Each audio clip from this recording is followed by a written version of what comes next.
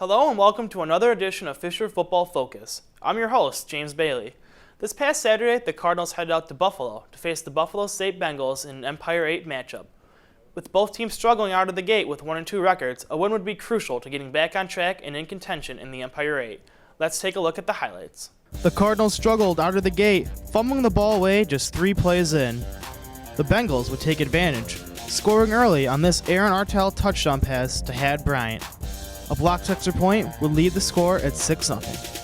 Fisher would get moving and drive down near midfield on their next possession before Danny Caton's pass would get intercepted by Tequan Simpkins. His long return back to the Fisher 10 would set up the Bengals in great field position. However, Fisher's defense would hold and they would only get a field goal, making the score 9-0 Bengals. On the Cardinals' next possession, another turning point as Caton would get sacked and injured. Caton would miss the rest of the game. Then, early in the second quarter, Buffalo's Dale Stewart would break up a 37-yard touchdown run. Another touchdown before the end of the quarter would give Buff State a 23-0 edge at the half.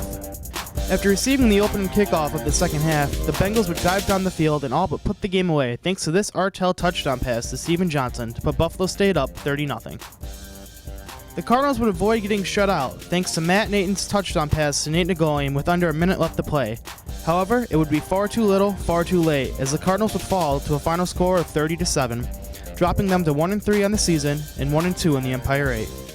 After the break, head coach Paul Vosberg will be joining me, so keep it here. I'm a teacher. Let me tell you what I make. I make learning a privilege, not a chore, and frustration a tool, not an obstacle.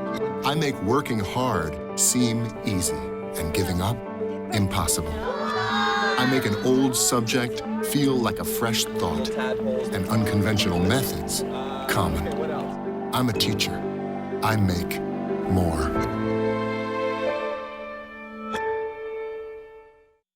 Welcome back to Fisher Football Focus. I'm joined now again by head football coach Paul Vosberg. Happy to have you back again, Coach. So very early on in the game, you guys had a couple of early turnovers in the first 2 possessions, put you guys down 9 points right away. And as a coach, you think that kind of set the tone for how the game was going to be, and you think you guys kind of lost a little bit from there? Or?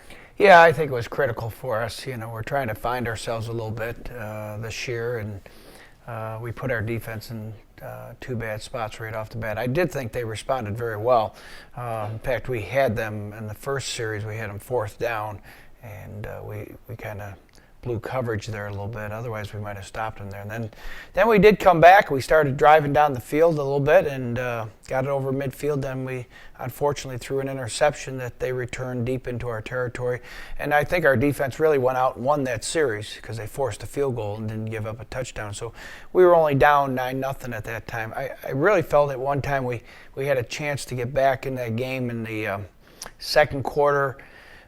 We punted them deep into their end. Anthony Lee down the ball at about the 1-yard line. And our defense, again, went out and did an outstanding job and shut them down right there at the 1, making them punt from the back of their end zone. And we got the ball on their 25-yard line. And that's a great place to start a drive from. And unfortunately, we did not capitalize on that. And I think had we gotten that touchdown there, now it's a different ball game. And I think that might have sparked us to play a little bit better the rest of the game, but that just didn't happen. So give credit to Buff State. When they had to come up big, they did come up big, and we didn't. Also, early on in the game, Danny Caton went down with that injury.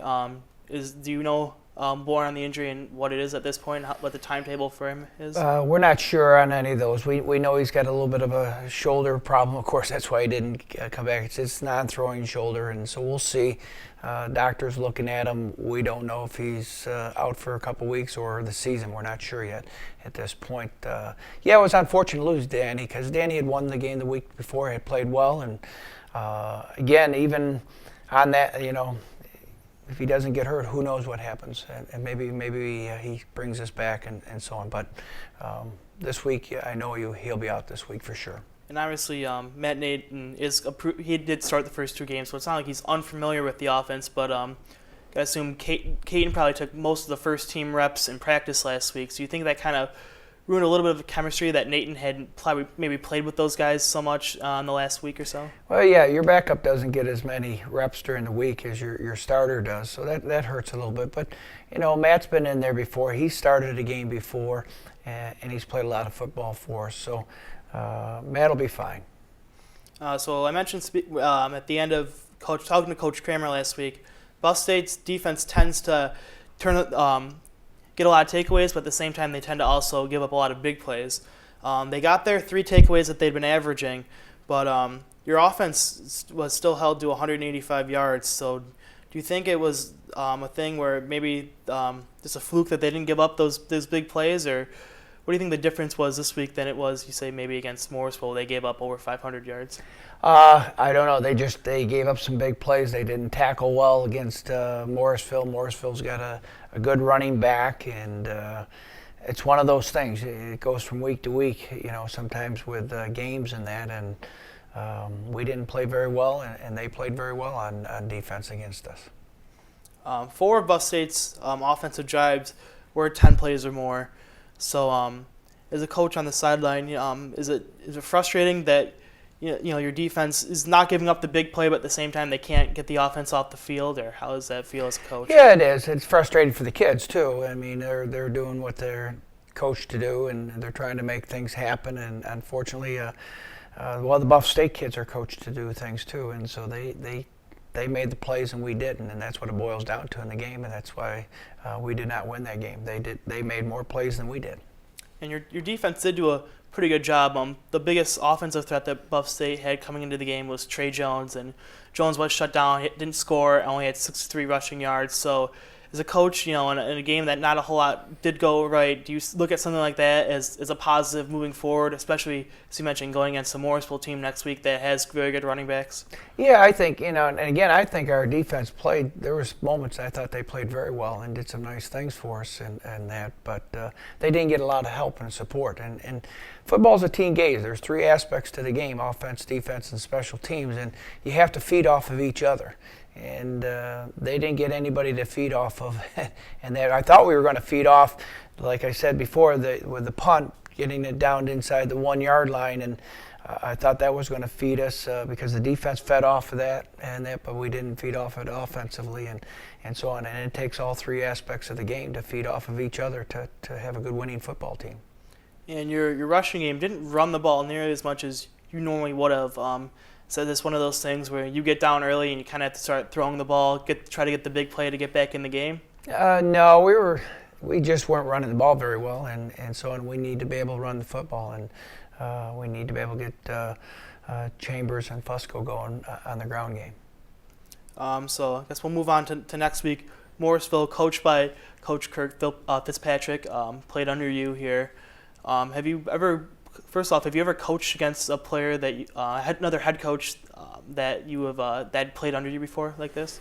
No, I've had coaches that have coached for me before have become head coaches, and he's one of them. And Fitzy not only played for us, but he coached for us too. So Fitzy's a Cardinal, even though he's at Morrisville, he's still a Cardinal. So it'll be fun to be across the field from him.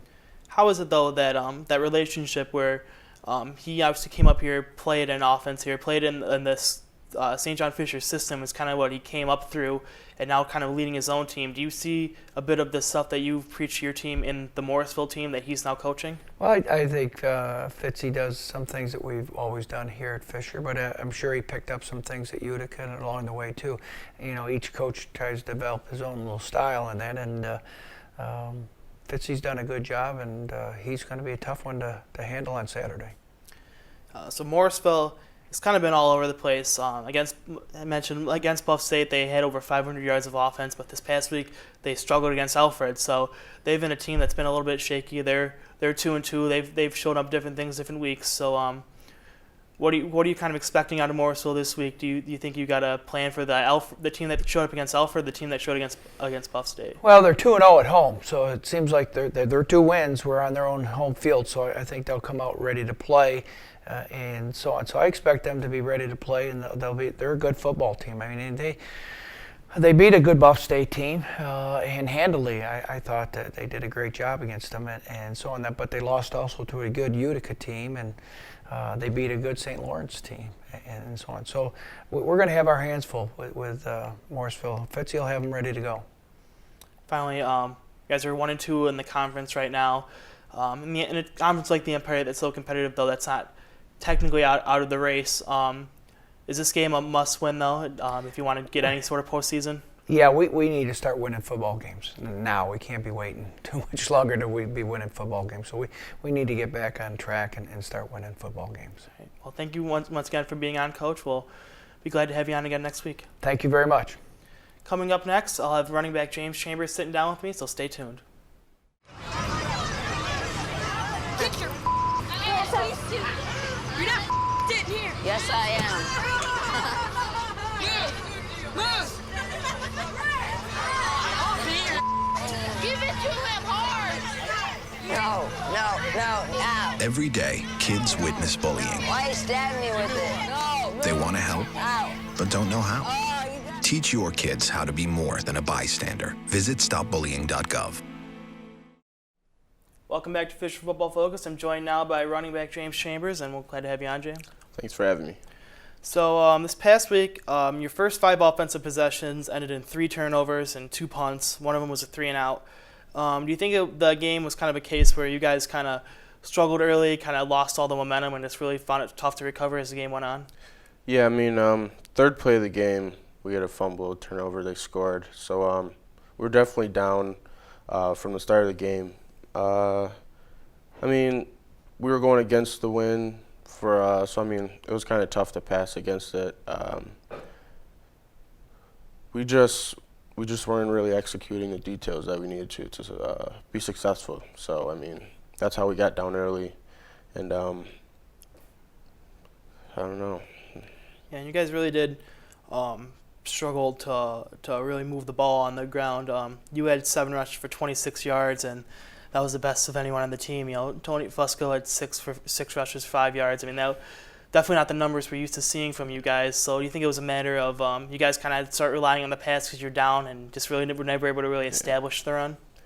Yeah, I mean, last year we averaged around 230 yards rushing per game. So the beginning of this season's been very tough to move the ball on the ground.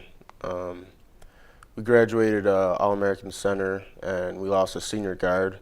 So, I mean, our offensive line is pretty they're not new to the game. I mean, most of them are starters from last year, so it just comes down to the little things, the little details that opens up the big runs, and we just haven't really been focusing on them.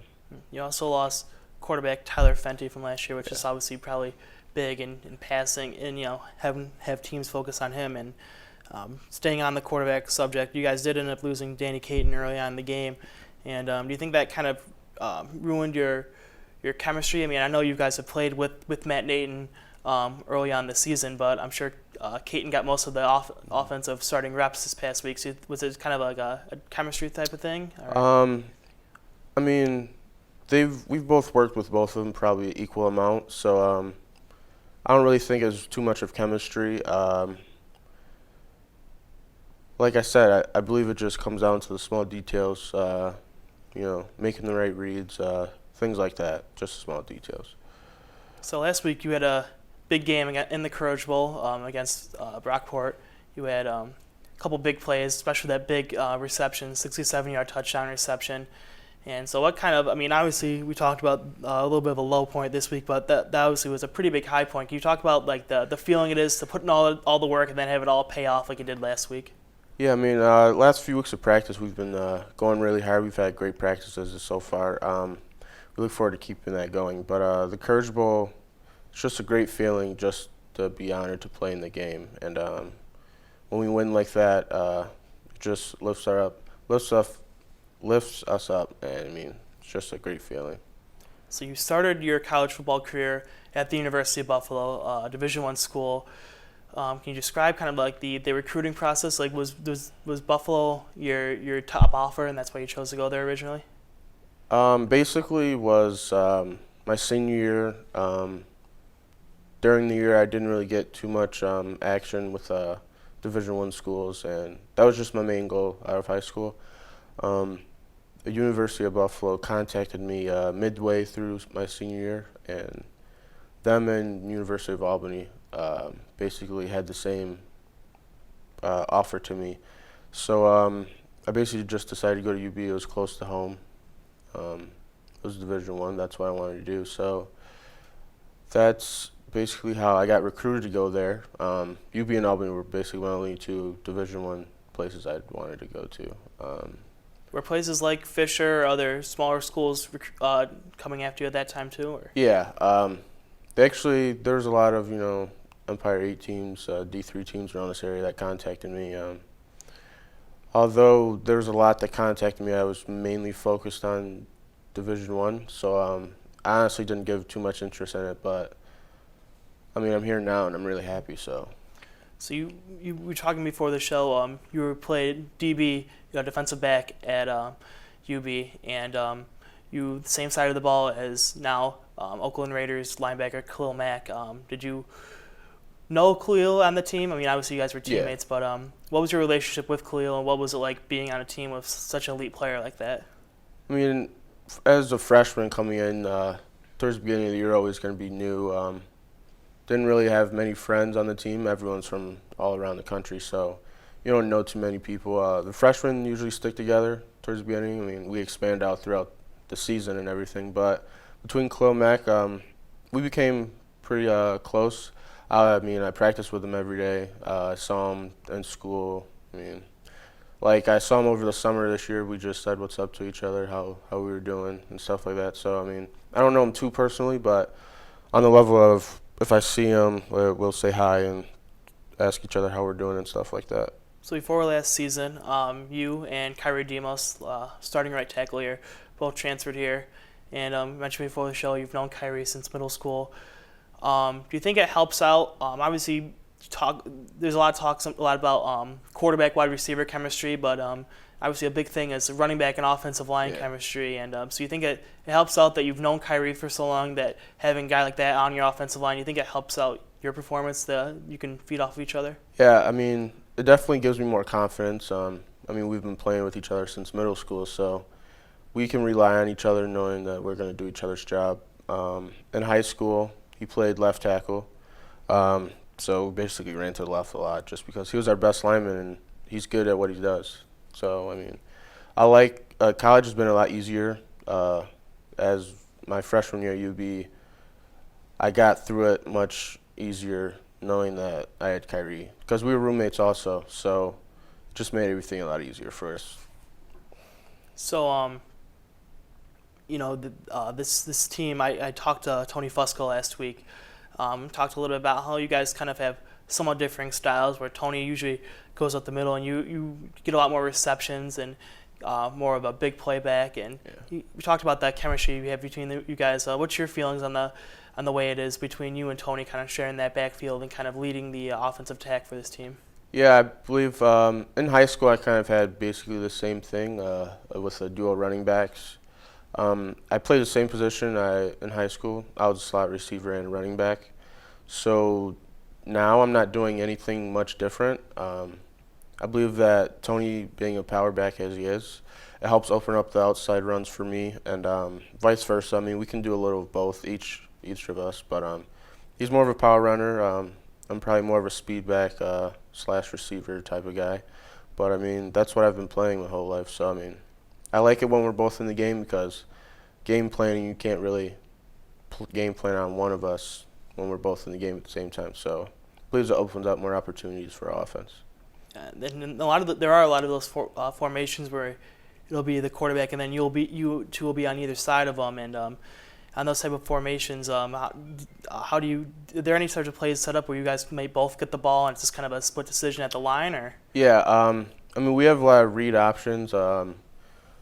We could both be in the backfield and we'll run a read option, depending on the defensive end, if he comes with a read or not. Either give the ball to me or give the ball to Tony, or the quarterback can keep it also. So, we have a lot of those variations of plays where we could give the ball or we could throw the ball. So it's pretty hard to game plan on that. So let's move on to this upcoming week. You guys are going to be playing against Morrisville. They have had a pretty strong offensive attack, but struggled a bit last week against Morrisville. They're a 2-2 team, and I know you guys 1-3 team right now. I would say it's going to be a big momentum game to kind of get you guys back, pull you guys back up, get you guys kind of back in the hunt for the Empire 8. So what are your thoughts on Morrisville, and what do you expect? How do you expect that game to go next week? Well, I know we're going to have another great week of practice.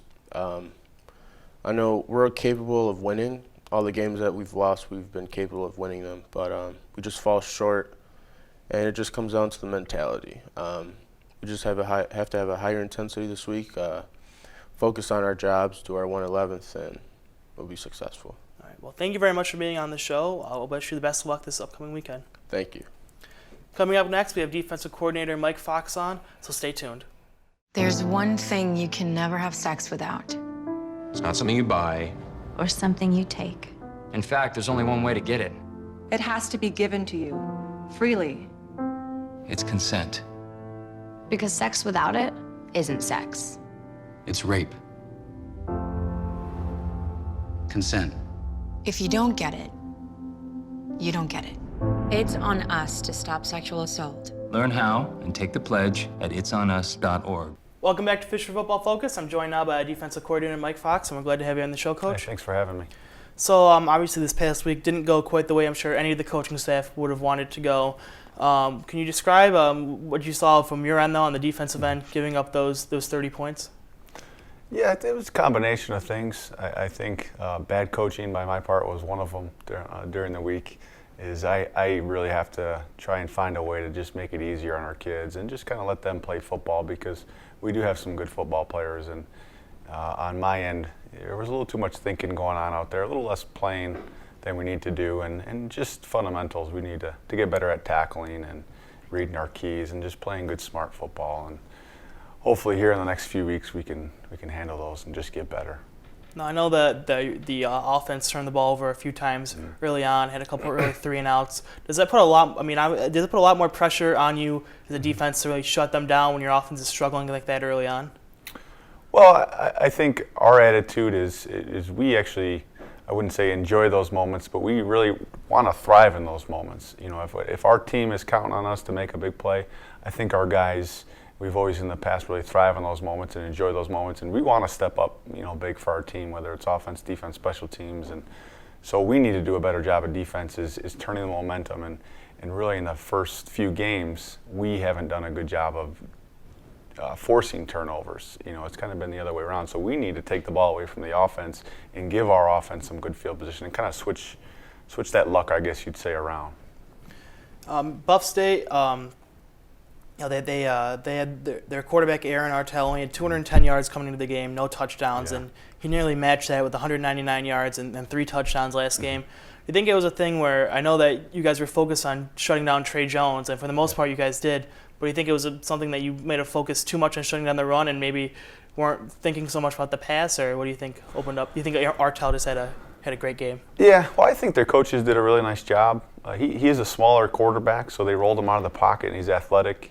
And he had a very good game, so we didn't really have a lot of film on him. We had one game on him. And I got to give their coaches credit. They did a nice job. They rolled him out of the pocket. They were very short, quick throws. They didn't really rely a lot on his reading progression or anything like that. So they got him out of the pocket. And then they also did a lot of different things that we hadn't seen on film, which is tough for a young defense like ours to really adjust to during the game.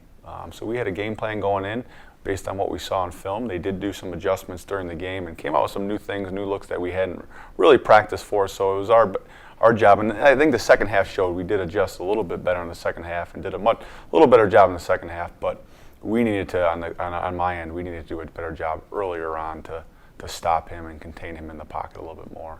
So I've had both of your defensive senior captains, Brandon Miller and Jordan Andrews, on the show so far this year. What can you say about your senior captains? Like, what have you seen in them so far this year, and as football players overall? Yeah, I couldn't ask for really 2 better guys. I just left my office and Brandon was in there watching film, already getting ready for next week. So I have to, both of those guys, sometimes we have to kick out of our office because they're in there preparing so much. And I'm more disappointed for those two guys, especially, there's some other seniors as well, but our start, because those guys have really, really worked hard, and they're a consummate Cardinal, I guess you'd say, and they work really hard, and I want to do a better job for those guys, and I want to see us turn this season around for those two guys, because they are everything Cardinal football is about, and they really are a great example for our young kids coming through the program, not just on defense, but both on offense and defense. So you came up through the program with Coach Vosberg, and then you're obviously coaching alongside of him. What did you take from your time playing as a Cardinal that you've been able to really come through and coach as a coach now as a defensive coordinator? Well, when I first started playing here, I think our first season we were 3-7. So this is right now we've been in this situation before, and we know how hard it took to get to the point where we're at the last couple of years and last few years we've been successful. So I think me going through those hard times, and my senior year was the first year we went to the playoffs, I've seen the growth of the program, and I was part of that. So I've seen us down and I've seen us up, and I know what it takes to get there. And I that's always in the back of my mind. So I'm always trying to relay that to the kids, that they need to feel lucky to be a Cardinal, but they need to work to continue to keep our program where it's been.